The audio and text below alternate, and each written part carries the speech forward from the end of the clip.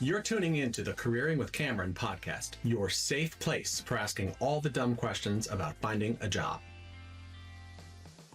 Hi, welcome to Careering with Cameron. Today we're going to talk a little bit about the negotiation process. Ideally, we've gotten to a point where we've interviewed, we've done all of our homework, we've done a great job of representing ourselves and identifying the opportunity that matches what we're looking for the best. Now it's time to negotiate. This, for many, is a very scary place. We're going to dig in today to the episode around how do we go ahead, not only negotiate, but also don't lose the job offer in the process. And many people come to me and say, okay, I have a job offer. How do we negotiate? Or I have a job offer.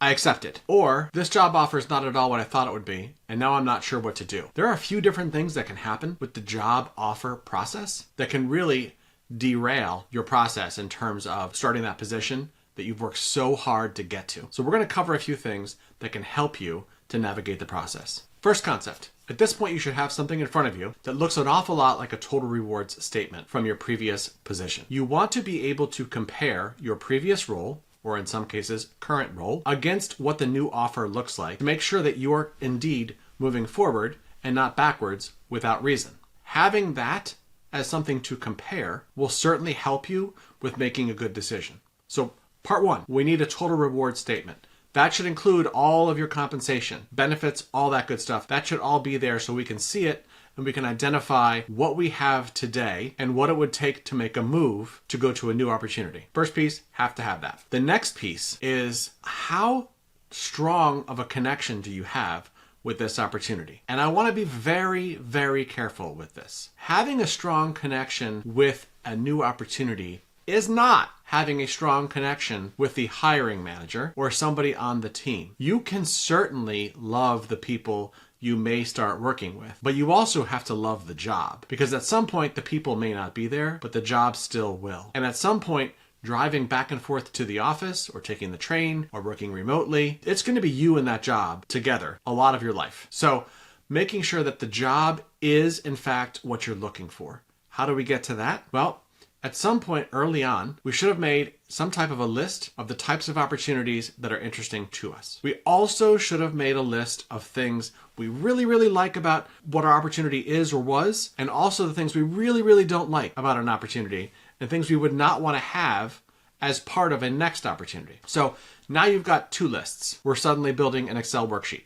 or workbook. How do we kind of navigate these two things? So A, we're making sure of the fit, making sure that this is a position that makes sense for us and we're going to be excited about it because it's the job we're interested in. The increments on top of that would help to push us even farther over would be A, maybe it's company, maybe it's culture, maybe it's people. Those are the things that can push us over. But the bottom line is when you're making a decision on your next role, it really shouldn't be 100% financial, because that paycheck only happens once or twice a month. It's not happening 31 or 30 days a month. So you want to make sure that it's something that you're going to be engaged with. And when I say that, I also want to say moving for compensation is often a mistake. We will do an episode at some point about counteroffers, and that's another kind of similar channel to this. But really the bottom line is if you are moving because of compensation or rejecting because of compensation, we probably want to look at that a little more closely. Make sure, first, the job is right for you. Second, make sure the team is right for you. Third, let's figure out compensation. So, how do we now take this beautiful job and beautiful job offer that are in front of us that we just want to take care of, we want to be part of, we want to work there, everything is great, but the money is not great, the benefits aren't great, something is not quite right to make you 100% excited. There's a couple different channels that you could be working with in negotiating a job offer. One, you could be working directly with your new boss in negotiating. That is usually something you have to manage much more carefully, believe it or not, than working through someone. So if you're working through a third-party recruiter, you're working through the HR team, you're working through the recruiter at the organization, that's a little bit easier because there's a buffer. When you're working directly with your possible future boss, that can get a little bit more charged emotionally than the others. So keep in mind, I'm going to try to cover all three of these in a way that it helps you. If you're negotiating directly with your future possible boss, keep in mind that they're the person working to make the offer something that you are excited about. So don't poke them in the eye. Make sure that you are stating where you were, what you're looking to do in terms of where you want to be, and then also understanding that they have limits to how far they can go. Chances are, if you're negotiating directly with a future boss, they're going to be pretty transparent about what they can do and can't do. So that takes some of the, people think that there's like a curtain that this is all behind, like it's the Wizard of Oz and Oz is back there making calls, right? And here's the thing. If you're working with the hiring manager, chances are they're going to say, here's what I can do, here's what I can't do, talk to me. It may not be quite that blunt, but it'll be pretty blunt. The second component of this would be working through human resources or a third-party recruiter, that they're working with a model. They know more about the salary structure in the organization. Third-party recruiter may not, but certainly the HR team will. They're looking at things that are affecting beyond just you and your future boss, but affecting the whole team. So there are, at times, a few more hurdles to come through in order to get to where you want to be if it can be done. Here's what I recommend. If you're working directly with your future boss, I would simply say you're flattered with the job offer. You need a little bit of time to process the entire offer and talk it over with your family. Standard textbook, back to 1999. We've been doing this forever, right? That's something you can do. Can you have a month to consider that offer? No, you cannot. Can you have a week? Maybe. A week at that point says to somebody who's not in this process, something else is going on here. There's another interview, another job offer, something else is happening. We may not be the first choice. So be prepared that a week is essentially saying to them, I like you, I'm not sure I love you. Second part of this is this. Working with a recruiter who's third party, you're going to have somebody who's pushing pretty hard on walking you through accepting the job offer. They also will know what can be negotiated and what can't, because they want this closed. They want to make sure that you're accepting the position and that you're moving forward, because then they're going to be paid, right?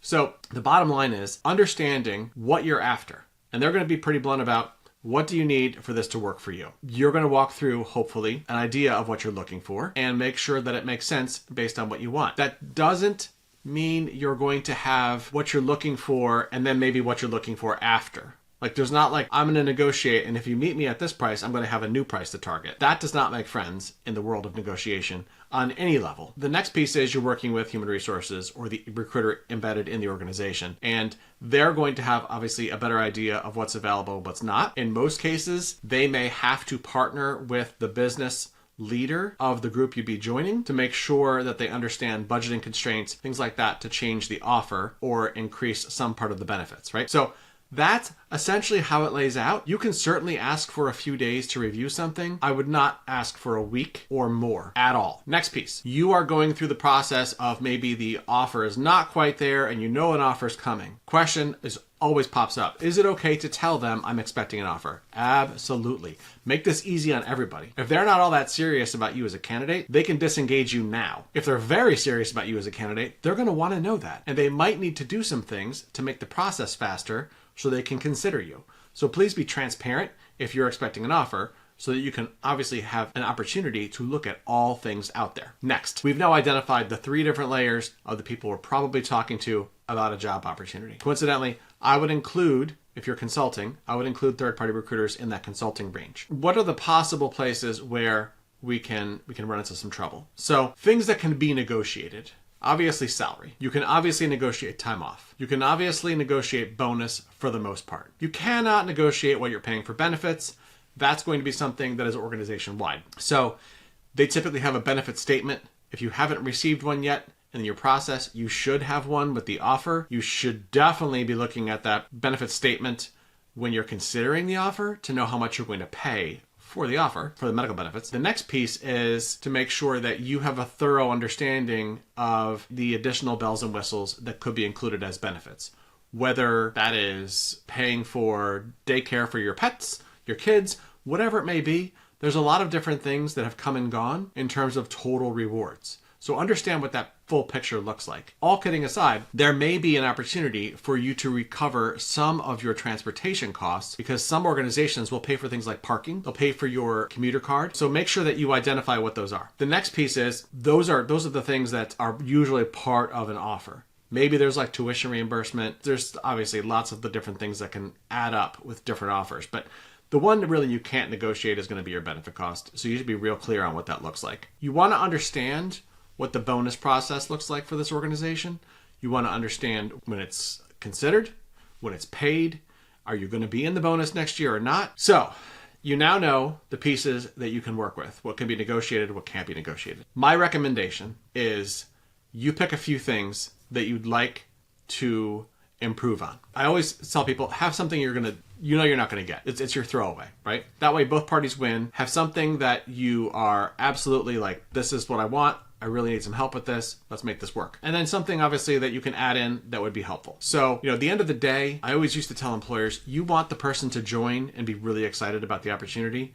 You don't want the person to join and go, oh, I can't believe I went backwards for this position financially, and I'm having to start some things over again. That's a grind, and it's a grind every single day until you get back to where you were. And then guess what? You're still not caught up because you're behind where you would have been. So make sure that you are clear on what you're looking for on all fronts, financial, PTO, all that stuff. That's the next piece. Now, as you're working through those three things, it is not something that I recommend to go back and forth with them 10 times on negotiating what that offer is. So I would go back to them and say, look, these are the areas where I have some challenges. I would like some help with them. Can we look at these and find something that's a little bit more in line with what I'm looking for? They're going to ask you what you're looking for. You're going to have to share with them what you're looking for. It's give and take. They can't get there unless they know. They may come back and say, well, that's something that we don't move on, so there's no way that's going to be able to be negotiated, but I'll check on the other two areas. That's typically what happens. That one thing is probably your throwaway anyway. So they're going to go back then. Coincidentally, this is all pretty much running through your HR person, your HR recruiter, possibly your third-party recruiter, maybe your direct manager, but this is where we kind of separate the three of them. So the person who is your third-party recruiter, so contingent recruiter, retained, consulting recruiter, whatever it may be, they really want to get this done. So what they're going to do is go back and say, this is what we need to do to make this happen. Let's do this. And the client may or may not agree with it. So they're going to push as hard as they can to get you everything that they can, because the other side of this is that they get paid based, typically they get paid based on the commission that is calculated based on your compensation. So the money side is bigger for them. The recruiter side, embedded HR, their goal is to make sure that this is an offer that fits the organization, that fits your skill set, that fits the role. They're looking to make sure that this, quote unquote, makes sense for everybody involved. So they're going to come back and say, here's about as far as we can go. This is what we can do to help you, and move from there. The hiring manager is going to say, well, I just don't know. Let me go find out and see what we can do. I'll get back to you. And probably if they've done this a few times, they're going to say, so if we can get you to that point, is this a done deal? Obviously, the answer is up to you. But if I get that question, I always like to say, if we can get these three things squared away, I'm ready to accept, and I can get started as soon as possible. Or I can get started after I get my notice. That's usually what I like to do, because that says to them there's a finish line. I'm not going to beat you up over this after today. So now, direct hiring manager is pretty much complete at this point. There's not much more we're going to go with that negotiation process. The HR piece, the HR recruiter, embedded recruiter, probably a little more negotiation. Oftentimes they're going to come back and say, this is as far as we can get you, and that's maxing out our salary band for this role. Now there's this new fun thing that comes into play, which is they're going to come back and share that with you. And they may say, what if we provide you with a sign-on bonus to get you to the point you want to be, and that way you're in a good shape? Would that make sense? Would that make this work? Now that's typically if they really want you into this role, and they really are at the max for what they can do in terms of salary band or this position due to the rest of the team and the structure of the team. So sometimes that signing bonus comes in. That's a creative tool for two reasons. One, it gets you some cash early on. That's your win. Two, you're going to be in a position where typically there is what's called a clawback, meaning that if you leave before, sometimes it's 6 months, sometimes it's a year, you have to pay that money back. So they know you're staying more than likely a year and you're not moving. The loss for you is that next year, that sign-on bonus is not part of your compensation. So that means that you are starting the year a little bit behind. Ideally, you're going to get an increase because you're absolutely crushing it, but you're still a little bit behind. So don't forget that when you're going forward, that your compensation is a little bit inflated due to the sign-on bonus. Last piece. This comes typically from the third-party recruiter. Sometimes they can find some money to help you with a sign-on bonus and get you moving forward and get you in the position. Oftentimes with consulting, that's not a thing. It's usually when they're placing you into a role, they may be able to help somewhere along the line. It's not always guaranteed. I can assure you that they have pushed to the nth degree if they feel as though you're the top candidate and you may not accept the job. So those are the pieces. Where people make a mistake is that they either stay in email too long, okay? So this is better off as offer comes, respond via email, phone, or video conference, not email. You don't want to be going back and forth where emails can be taken differently, they can be misconstrued. You can really upset people based on a tone that they think you have that you may not. And that works both ways, right? That's both from the business side and the person side. To get on the phone, to make sure that you're having a conversation. It's much easier for that conversation to stay controlled and calm. So that's the next piece. What I would say, if there's a separation here and one side is looking to improve on an offer, obviously it would be the person. What I would say works well for both parties because we want this to land someplace where it's comfortable for everybody. Okay, if we can get to this point, is this an offer you're accepting? And on the flip side, if we can get to this point, I'm happy to accept the offer and get started, as soon as possible. Make sure you're including that, because if you're not, that's where feelings can really get hurt and you can get into a situation where it's a never-ending cycle of negotiating. Two things on that. One, if you are on the business side and you're negotiating that offer and you get to that point and the person says, I'm not sure, I don't know, that's an indication that they want more time. They're probably going to stretch this process out. So something else definitely is going on. I would at that point ask them, obviously why not, and try to understand what their drivers are beyond just these items. On the flip side, if you give off that vibe, the interviewee, and say you're not sure, they're not going to work real hard to make this happen because they're already feeling like you're not serious about accepting this job offer. So keep that in mind as you're negotiating. Lastly, what are things we can negotiate that people don't think of? So here's a few. Obviously, there's a sign-on bonus that's typically there to look at. Two would be things like time off. Maybe it's a flexible work arrangement.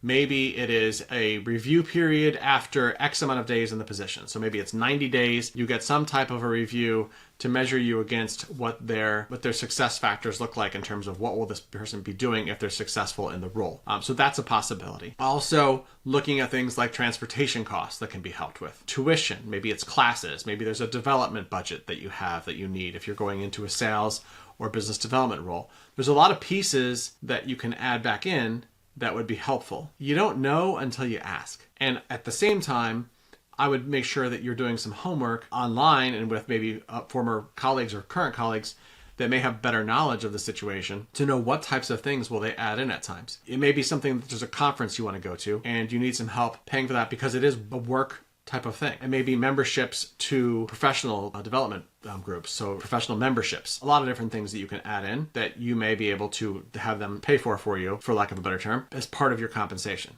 Make sure you're asking for that up front. Tuition used to be like the one big one. There's so many more beyond there. So keep that in mind. What I will share in parting is that obviously there's a lot of pieces involved in the negotiation process. This is the number one area where I get phone calls or emails or texts or messages with people saying, hey, I've managed my way through the process. I really would like somebody to talk to about this. It's pretty nerve-wracking. I'm not sure what I can ask for, if I should ask for it, and how I should ask for it because I don't want to mess this up. But I also know that I need to consider improving it to make it a better situation for my family. It's the number one thing I get calls on. So if that's something that you are considering needing some help with, let us know.